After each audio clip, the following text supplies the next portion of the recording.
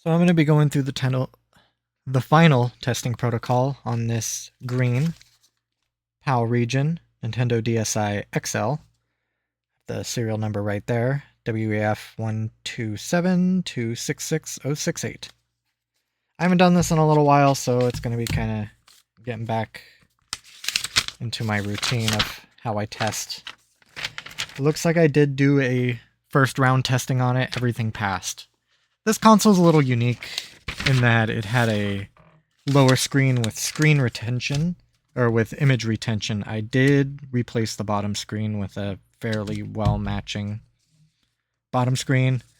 Not perfect, but I'll check that out today to see if I'm okay with how the colors match.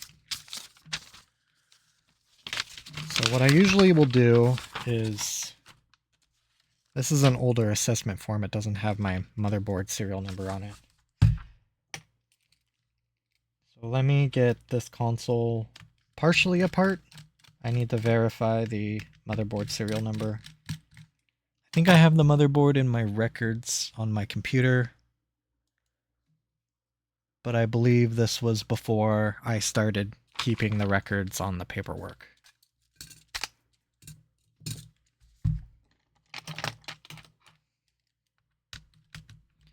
I did have this apart to replace the bottom screen, so I want to wipe off the ribbon connectors for the motherboard as well.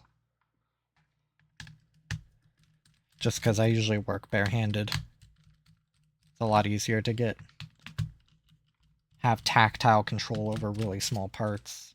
I know what I'm grabbing. Easier for me is really what I'm saying.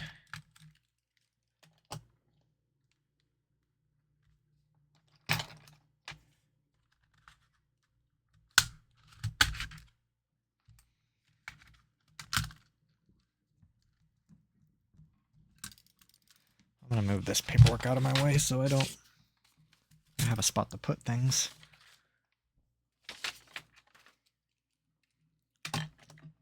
I do need to check. Okay, I did do a battery test. Good.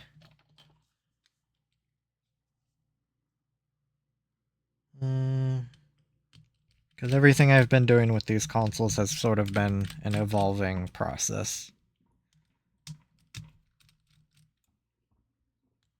So my documentation has gone through a couple revisions.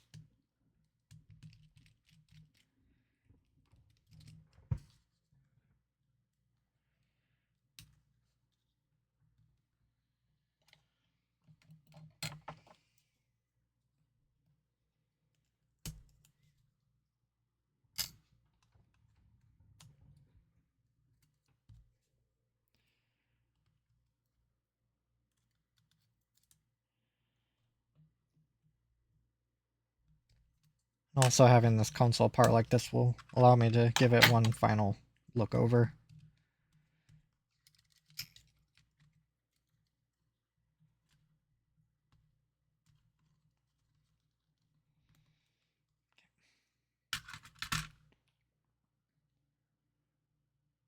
So I have a Q-tip with rubbing alcohol on it. I'm just going to wipe off these ribbon connectors just so if I had any hand oil on them, just make sure they're nice and clean.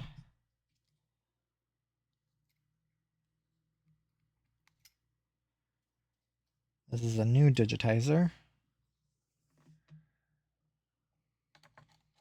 For the battery contacts, I'll use a brush.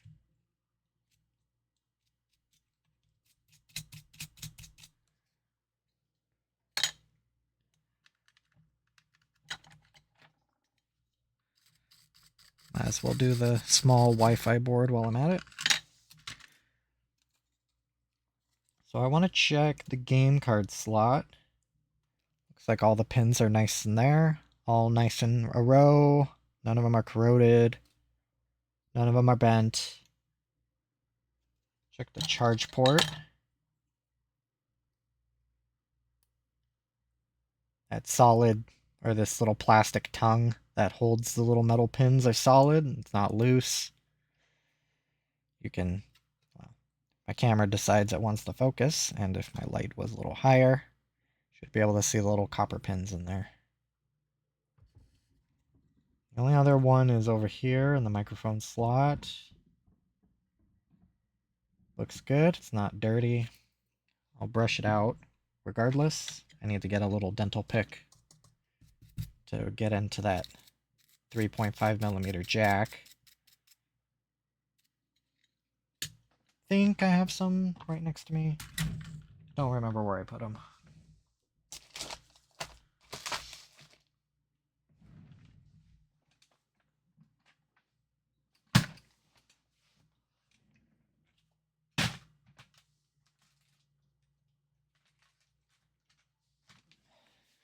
Here we go. Not a scientific instrument, but it works.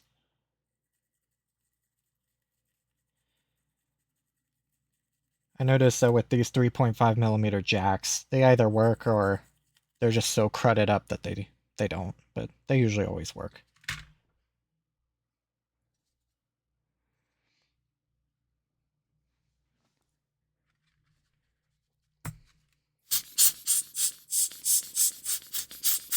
Help the drying process a little. I have a different way of cleaning the game card pins. I'll do that with a cartridge. It's a little difficult to get in there with a brush, and I don't want to mess up any of the pins by jamming things in there.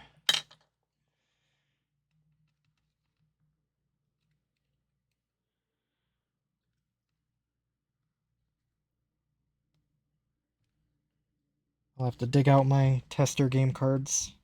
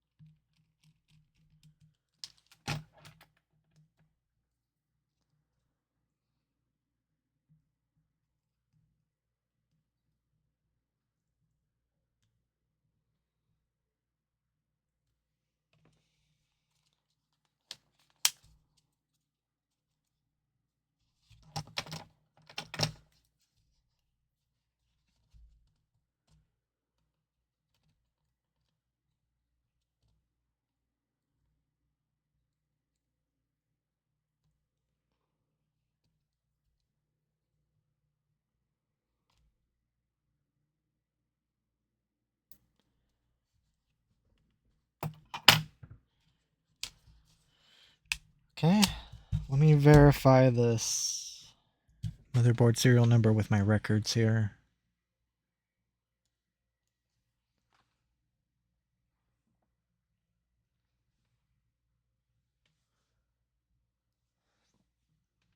Okay, it matches. Let me see if I had any notes on this. PAL region, no known issues. Okay.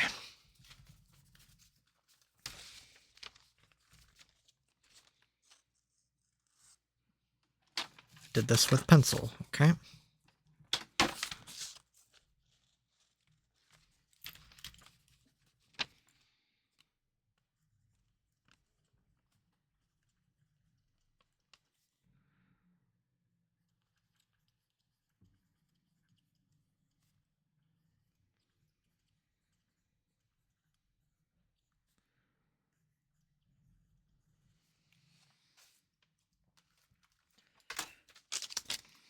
All right, let's get this guy back together. What I will do is put a little bit of tape on each of the two connectors, one for the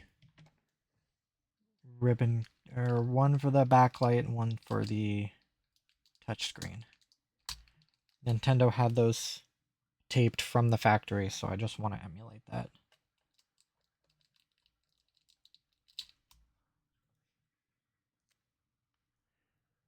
Kind of an obnoxious amount of tape, but should have used, I can use my thinner Kapton tape for that. Save my thicker stuff for later, so I'm not spending so much time cutting it.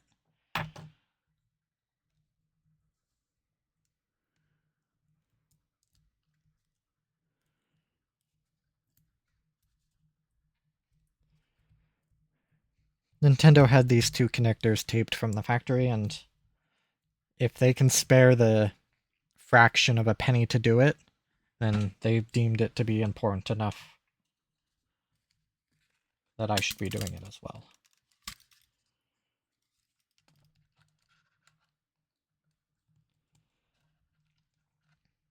Get the back fully on, and then we can start the testing in full.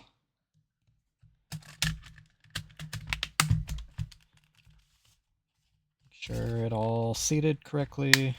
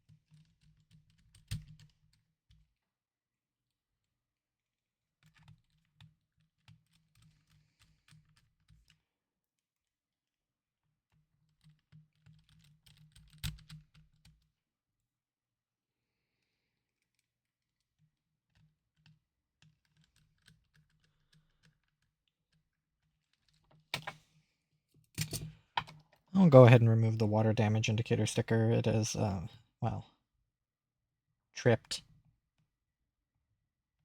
I put all these shells, well, I separate all the components from the shells, and then I hand wash them in hot soapy water, so of course they're going to be reported as tripped because these console shells have been underwater.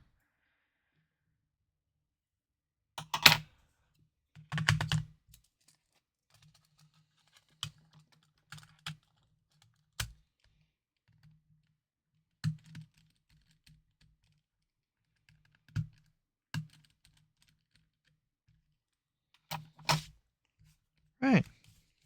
Let's grab my paper over here. I don't necessarily gave myself enough space, but I will work with it.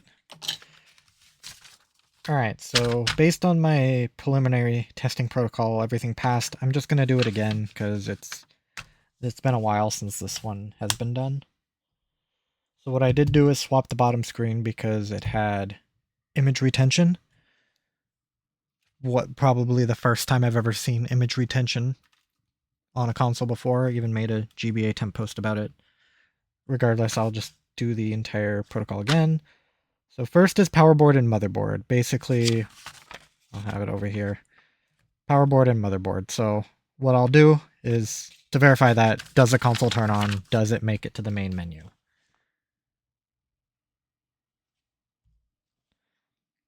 Yes.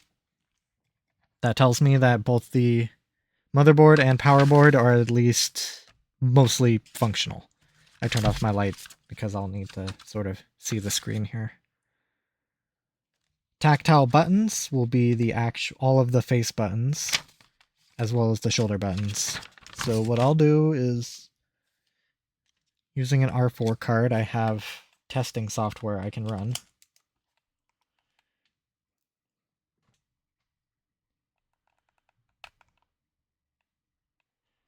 I am noticing the top screen is a little more red, very slightly.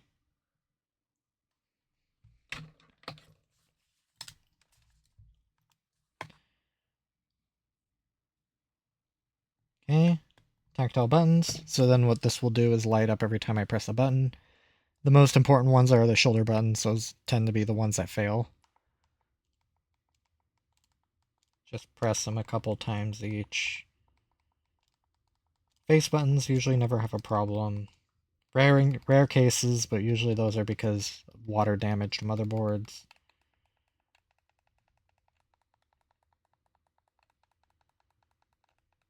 Sometimes the D-pad has a problem too.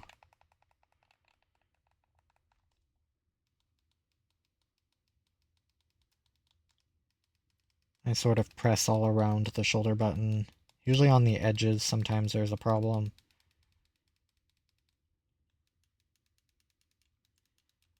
Nice and clicky, nice and responsive.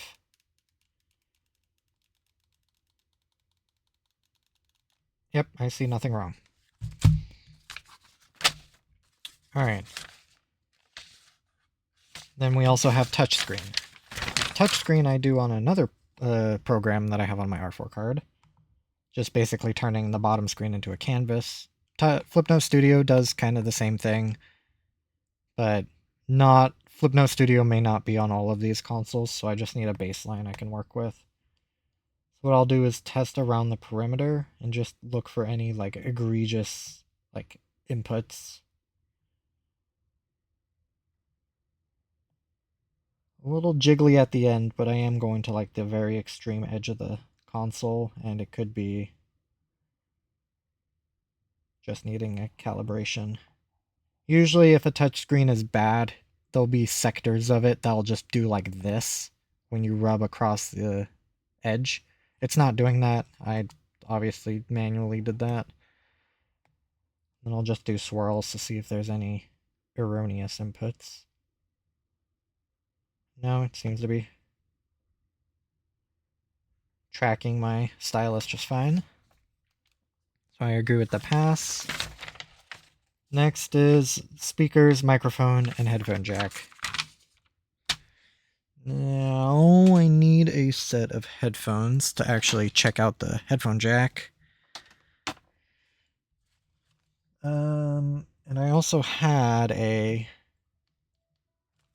SD card once upon a time that had music loaded up on it. Let me see what I can sort of scrounge up here.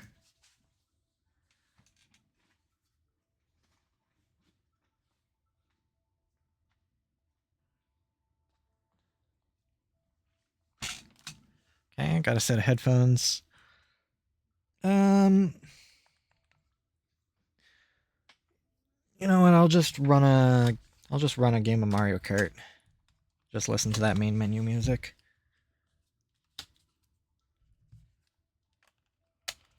So first, let me check the speakers.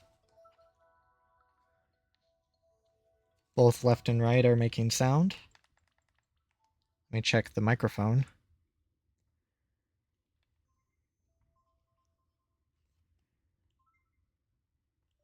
La la la la.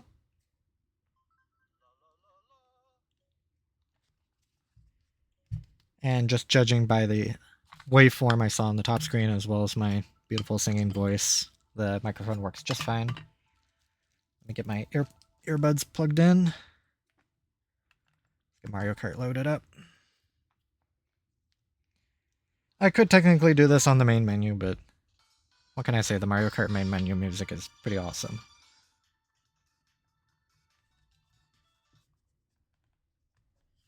Alright. Sound cuts out from the speakers, as it should.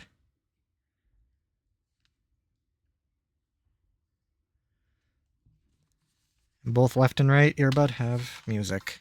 Yeah, obviously you'll just have to take my word for it on that one.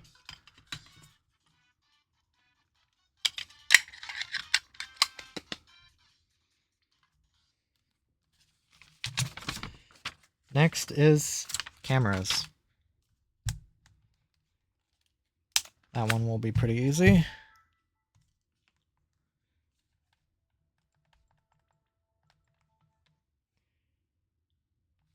Oh, that may have been a bad idea.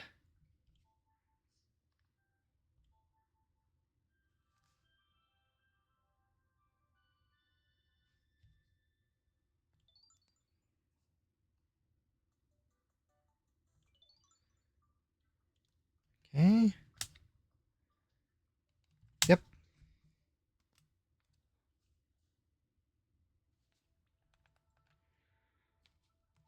I did need to confirm the version number. I'll do that real quick. 1.4.5e. Okay, that matches. Next is charge port. I don't think I have a dedicated charger picked out for this console, so I'll just use the one I have plugged in right here.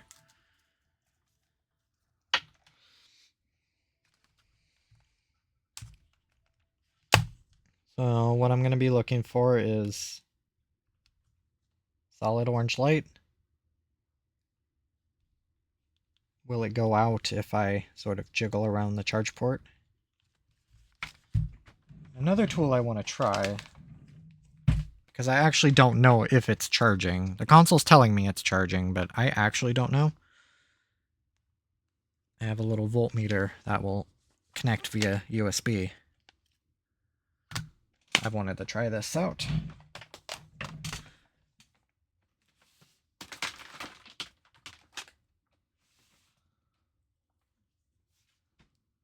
So what I have right here is just a USB charge port.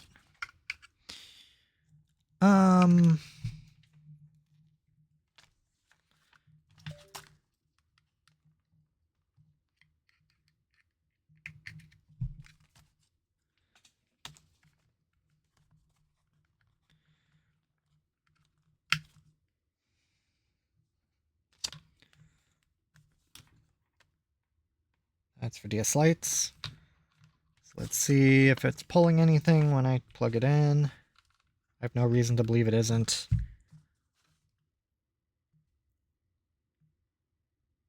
Goes pulling 10 amps. Oh.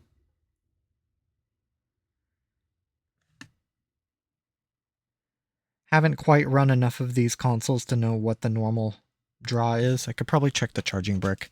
This is definitely like a little tangent I'm going off right here.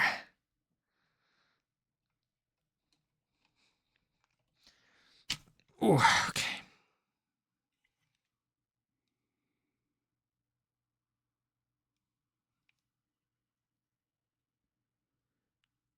Charging brick is output at 4.6 volts at 900 milliamps. Interesting.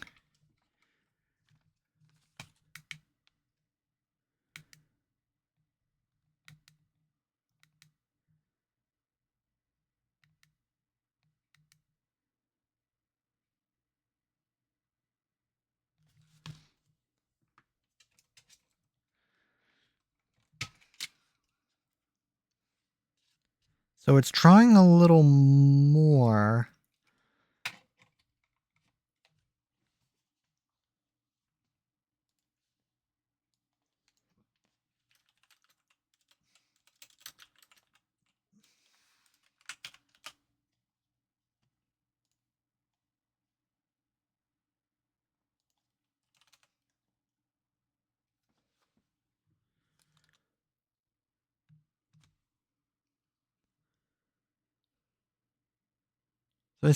as far as the amperage is concerned, it's not going as much. What exactly that means, I really don't know. I'm not an electrical engineer. It is pulling, and the console's telling me that yes, it is charging. If my amperage was 0, then that would be a problem. For now, I think I'm good. Does this thing have a touchscreen? That's a problem for later. I'll play with it some more. Charges, that's all that matters to me.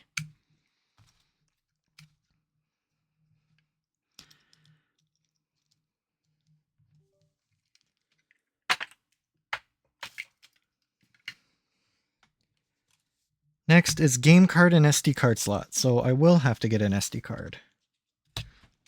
Let me see what I got.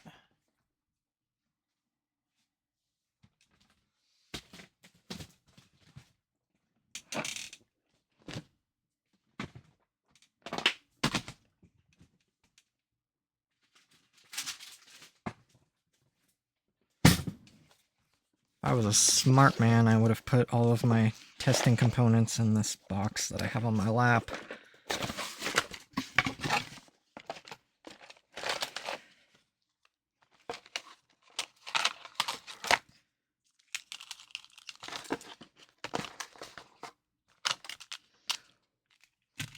Somewhat smart.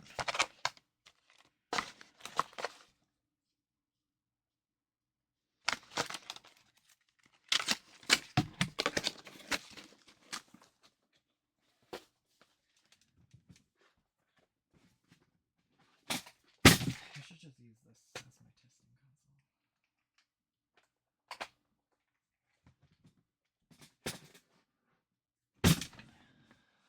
I might just use this as my tester SD card. This was a fun one I found in a DS. A DSi branded one. I'm just keeping it for novelty's sake. It's not 4 gigabytes isn't really all that good. So what I did do is load a song onto one of these SD cards. That's how I verified the SD card slot. Don't know what happened to that SD card. It's somewhere in my small pile of small SD cards that I really don't have any use for.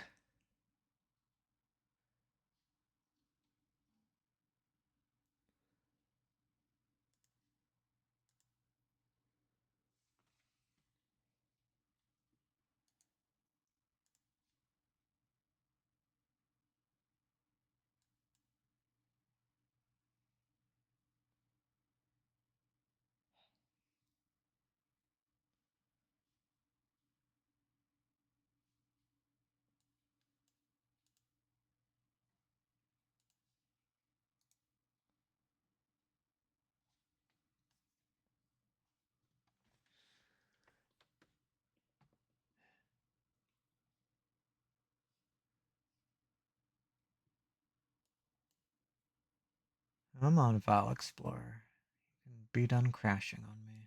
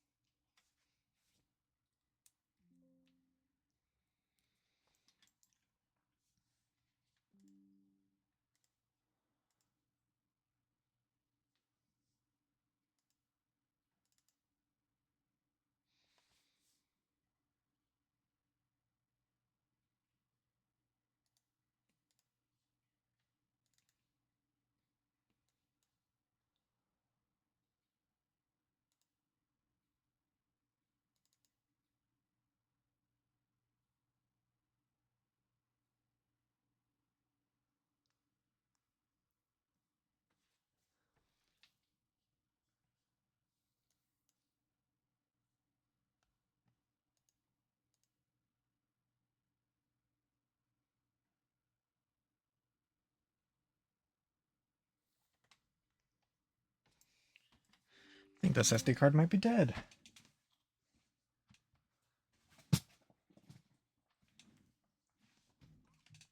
That'd be most unfortunate.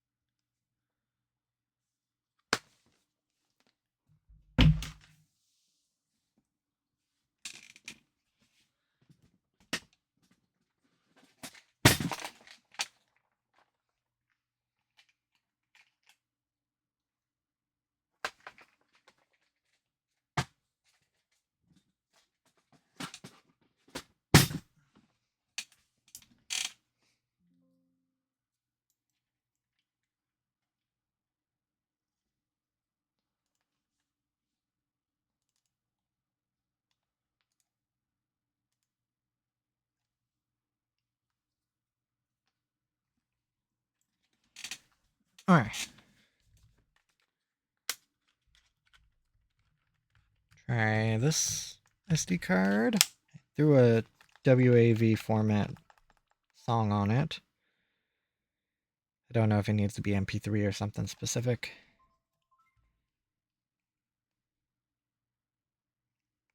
Any AAC. Ugh. Let me look through my SD cards, see if I can find it.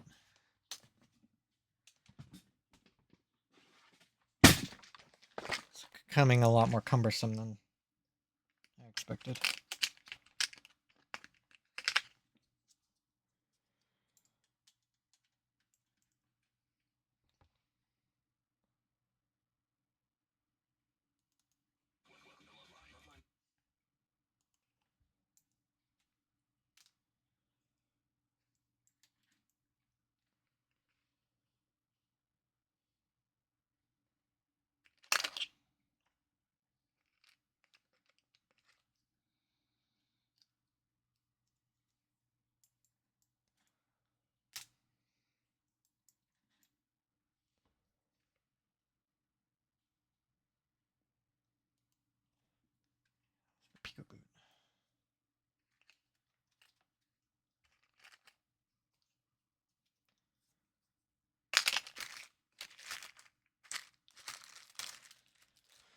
Right.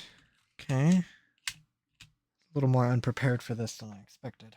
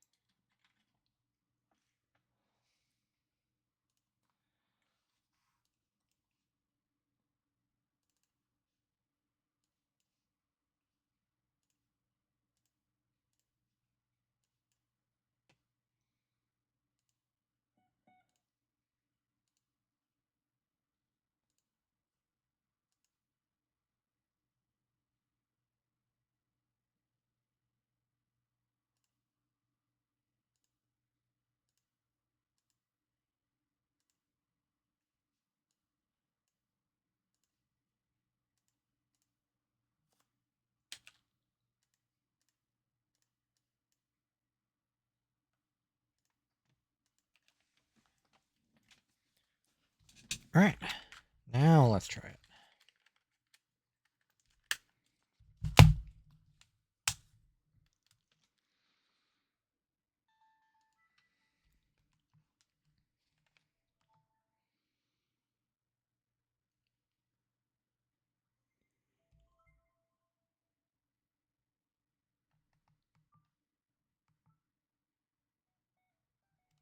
And there it is, reading a song off of the SD card, so that works just fine.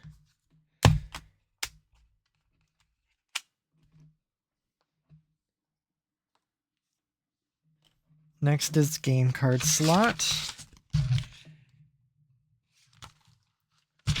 Now this one, if I remember, I went through and used all of these different game cards. I remember some of them are a little more stubborn to read than others. Which ones those were, I don't remember. So I'm just going to be throwing these game cards in and just seeing how the console reacts. First one being crafting, mama. Reads it right away. And what I'll do is sort of shift the game card side to side, kind of pressing it down a little. It's not disappearing. I'll hit the back a few times. Still not disappearing. Pampered Pets. Try that card. And it does not come up. Oh, there it is. Just took a second. Do the same thing. Shift the card side to side. Oh, there it went.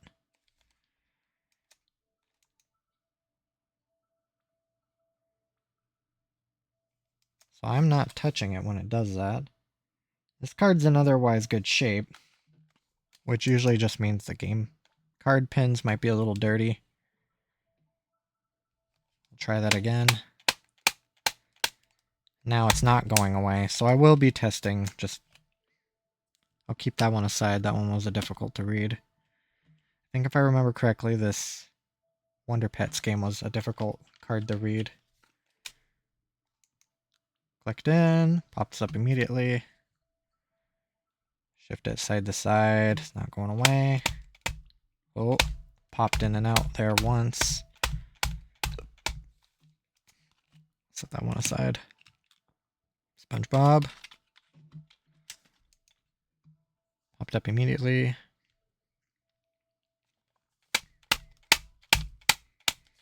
Doesn't go away.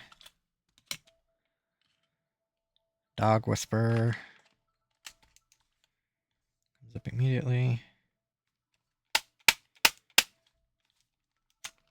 Good. Bejeweled.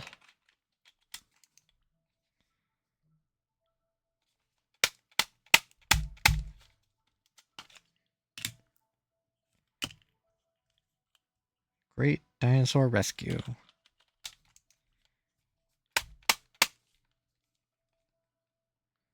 Okay, it also doesn't have a problem. So what I'll do, turn the console off. Dribble just a little bit of rubbing alcohol on all the pins.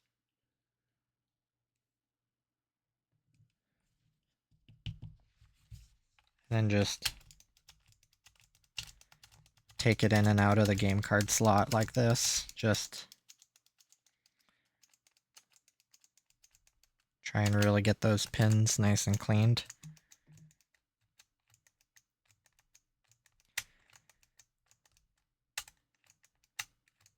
Because I don't necessarily care about this game. I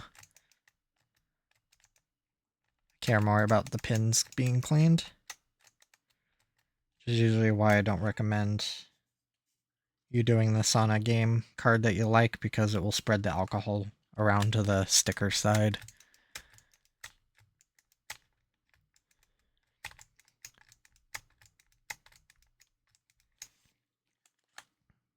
Okay, I need to let that dry, so what I can test in the meantime is the Wi-Fi. Now, I did that via my phone, which I'm currently using as my camera. So I'm going to have to test the Wi-Fi later. I almost never have a problem connecting to my phone's hotspot. So I'm not too particularly worried about. So what I can do is actually start going over the condition assessment, the actual grade that I give it, and where that sits. Then I also need to put in the screw covers. Just kind of going off a little. I even have my checklist back here.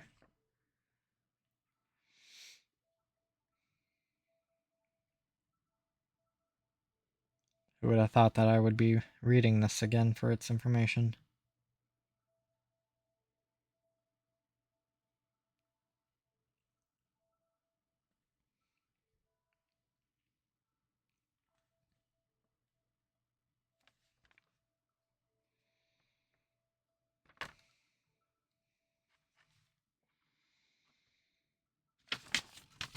Yeah.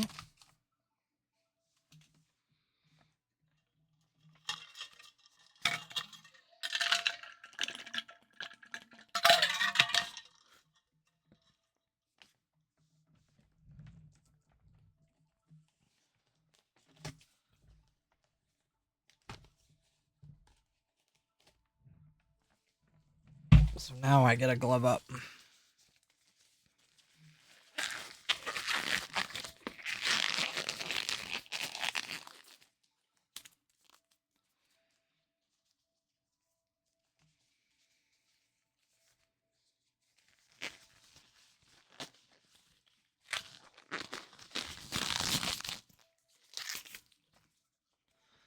Well, let me get my light back on.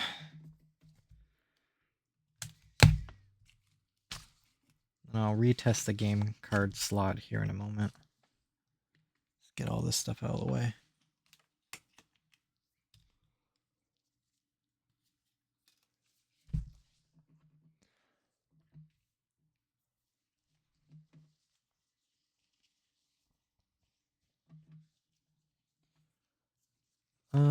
I'll grab a little bit of water. Just wet my microfiber cloth so I can wipe this console down.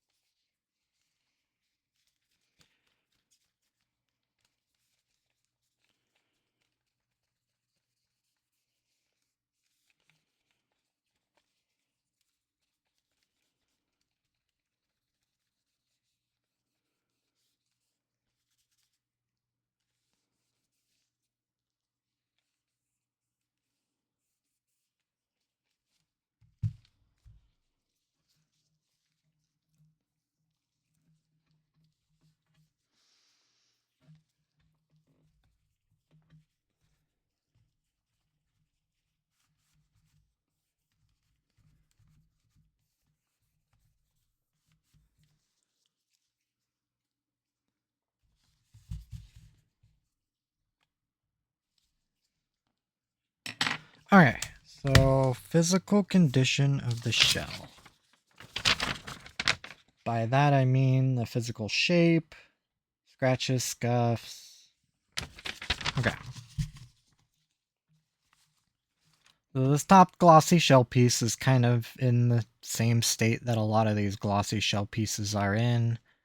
You can tell that there's these lines across the edges of this glossy piece. That's kind of where the top of the curve of this glossy shell is, so it's experienced just a lot of friction. From what I can tell, this is all just normal wear. Sliding in and out of bags, pockets, just rubbing up against stuff. It's one of the main problem with these glossy shells. They look great when they're new, but put a decade on them and they just look like this. You really can't do anything about it. Like, if you're really good at polishing, sure, you could probably get it back to a sheen, but then the problem just repeats itself, unless you baby it. There's a pretty good nick here on the corner, I'm noticing. Just maybe impact. Nothing too crazy. So let me just kind of take notes as I go.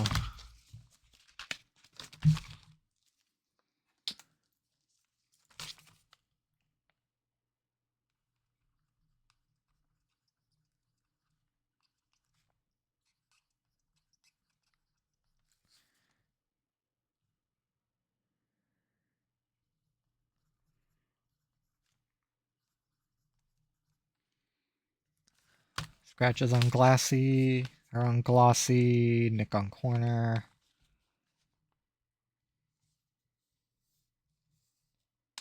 There's some marks right there. You can't really see it.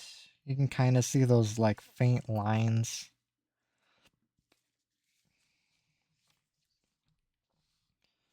Just marks around the corners. Again, it's all just normal wear that I can tell. Just sort of marks all around the edge of this top screen. Back shell just has scratches and lines on it. These corners are pretty beat up.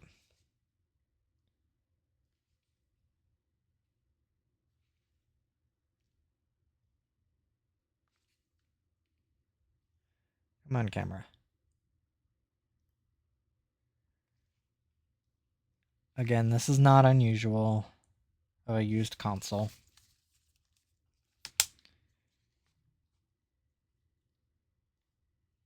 The face pieces are in really good shape. I don't see any discoloring around the D-pad or the face buttons, which is just from friction of fingers pressing them.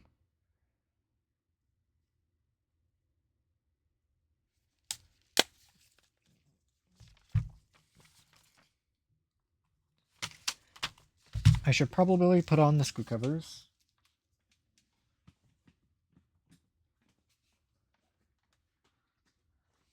Or at the very least get some picked out. I have quite a few.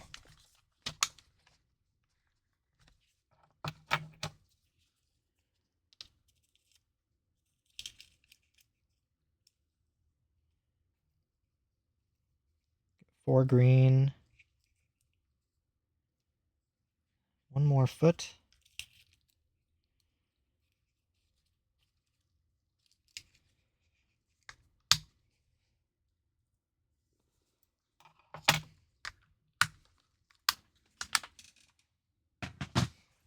I'll attach those in a little bit.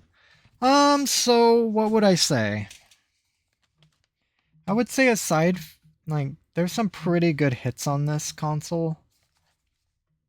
Some pretty good nicks here and there. Just some light scratching everywhere. These nicks on the corner are pretty bad.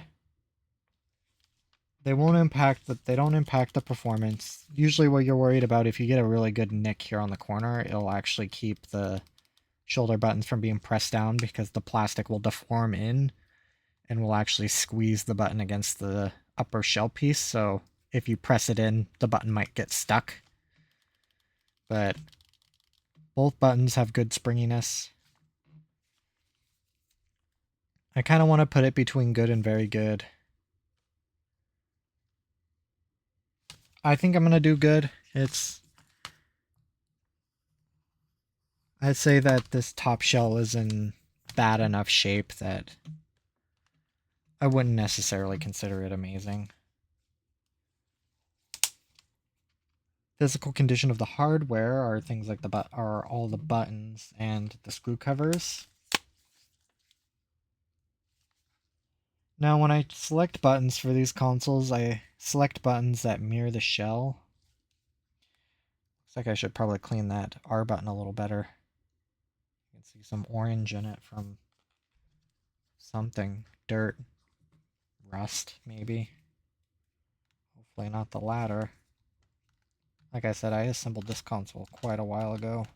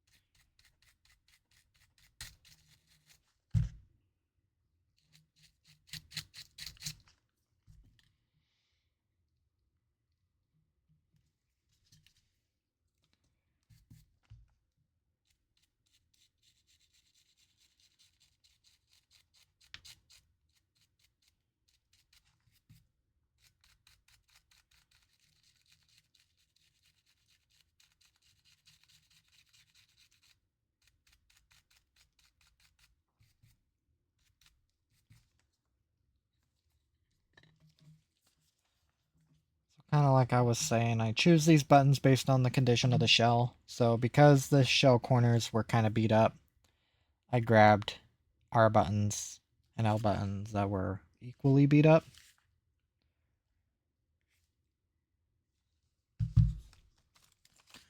So the R button is pretty bad.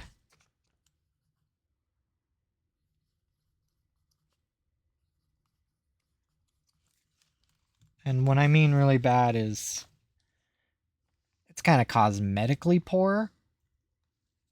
But when I was pressing this button, I don't feel that. It's just like this white mark. Just a scrape, really. The buttons are otherwise fine, so I will say very good.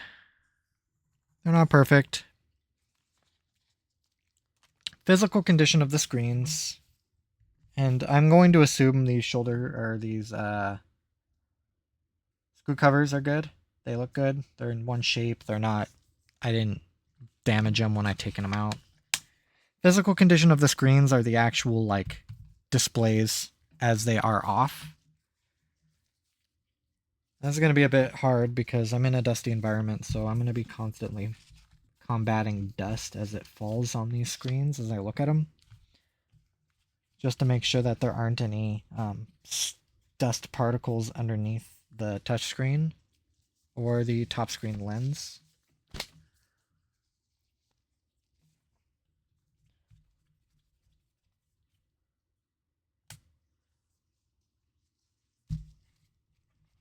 So I do notice immediately there's some circular scratches here on the bottom. You can kind of already see it.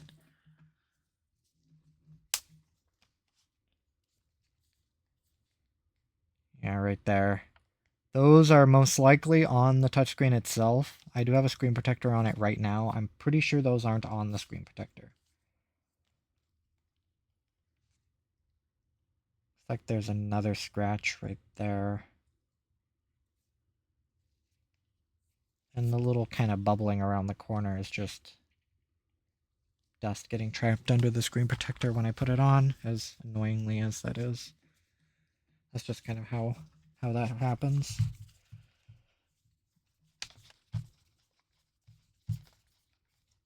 Need to find a not wet part of this microfiber cloth.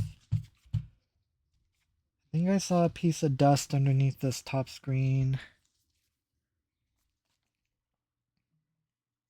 Right there. There's a little speck of dust. I don't even think I can capture it. Oh yeah, that one's underneath the lens. These other ones I don't think are.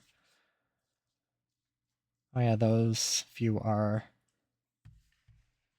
So, okay.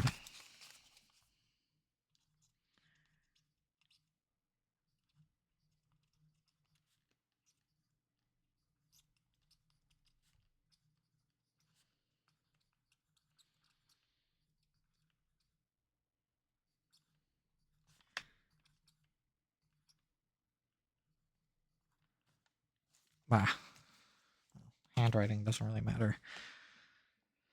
So a couple scratches, a couple specks underneath the lens. They are otherwise in very good shape. Like I don't have any problem with this top screen. I think that line was just my.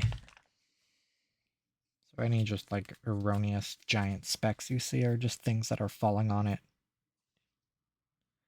Top screen's in great shape. I think because of the bottom screen having just a few scratches, I'll call it very good. Screen condition. Now that's the actual LCD displays. I'm going to turn off my light again. So I did note that these are going to be a little different color temperature. I picked as close as I could. There's only so close that I can get. Sometimes I can match them really good. Sometimes I just have to choose the closest screen. I have a pile of screens I go through when I'm putting these consoles together, and I just choose the best pair. Never perfect. Sometimes it's never perfect, but I do what I can. So I would say that the upper display is maybe a touch more red. I don't even think that's really even showing up on the camera. But the way I look at it, here I am looking at basically two white screens, trying to see how close these two match. The top is slightly more red.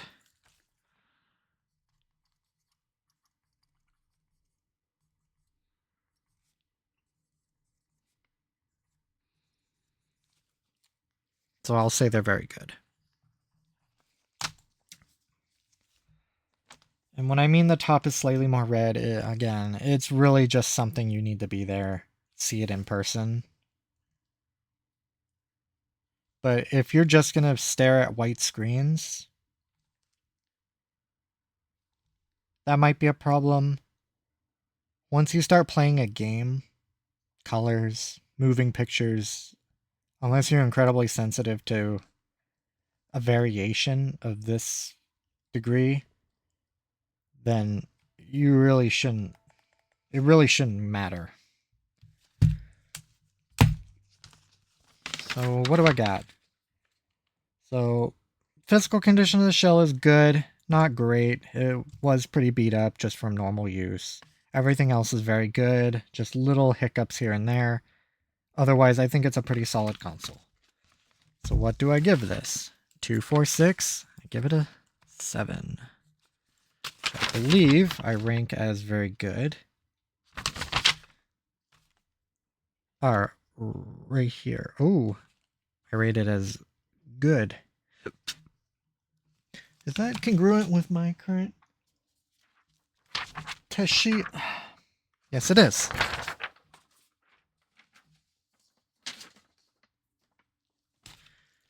Physical condition of the shell, bringing down the average to good.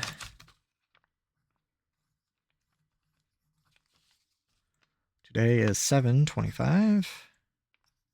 25. Oh, how about that?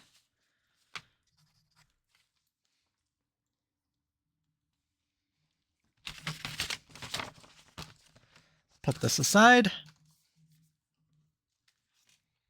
There is one more test I'll need to do. It's actually a new test of mine that I've been developing. Wow, that I think that gives it way more credit than it actually deserves. Let me just do one thing at a time here. So for the screen screw covers, all I do is just a dot of Elmer's glue.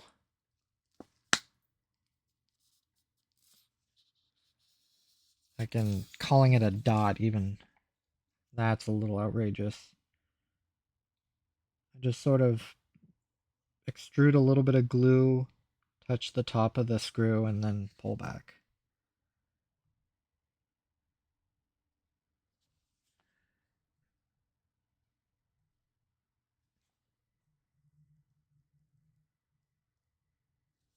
Since there's not going to be any mechanical stress on these screw covers, they don't need to be held on very tightly, and if they ever need to come off, Elmer's glue comes off really easily, just with a little bit of rubbing alcohol.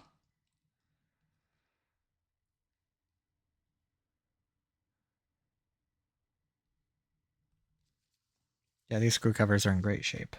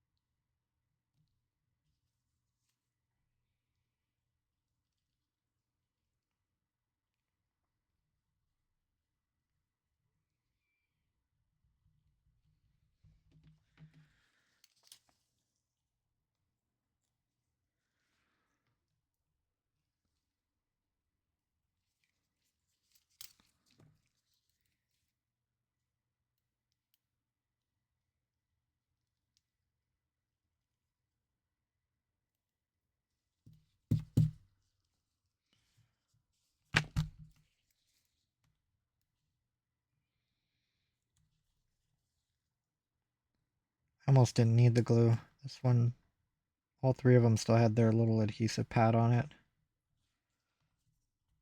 Oh well, I'd rather them have that little extra grip than not.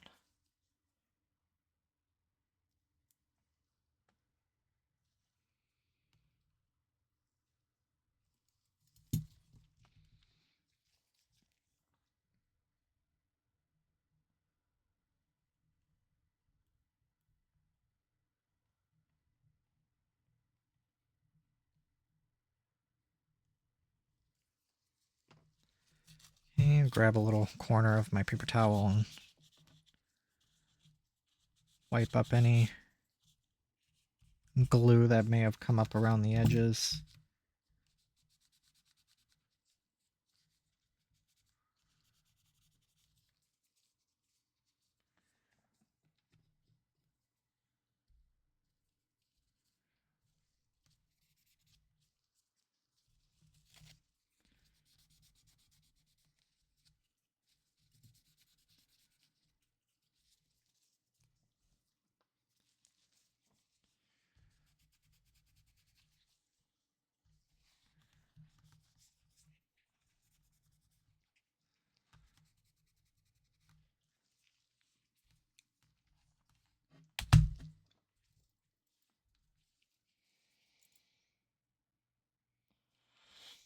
Alright, now for the back feet, I kind of do the same thing.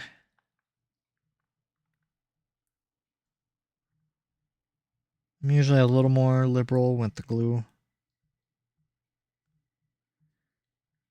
because these will experience a little bit of mechanical stress.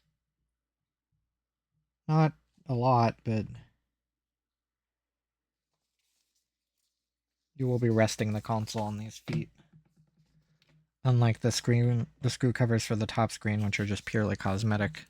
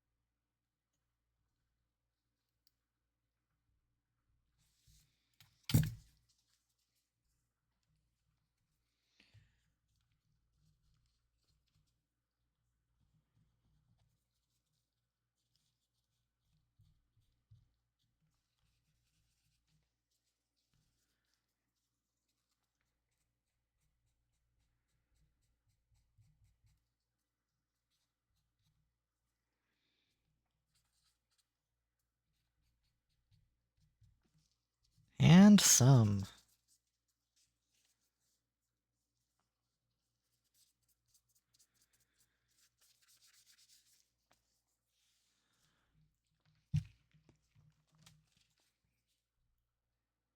Give these screw covers a look-see.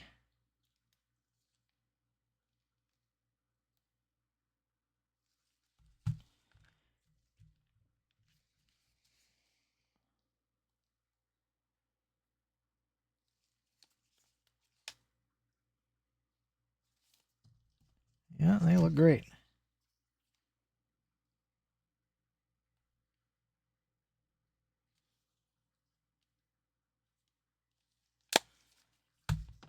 Oh, well, that is the entire protocol. I'm gonna do the final assessment and then check the Wi-Fi, which should be fine. Well, this was the final assessment. I'll do the score video. Awesome.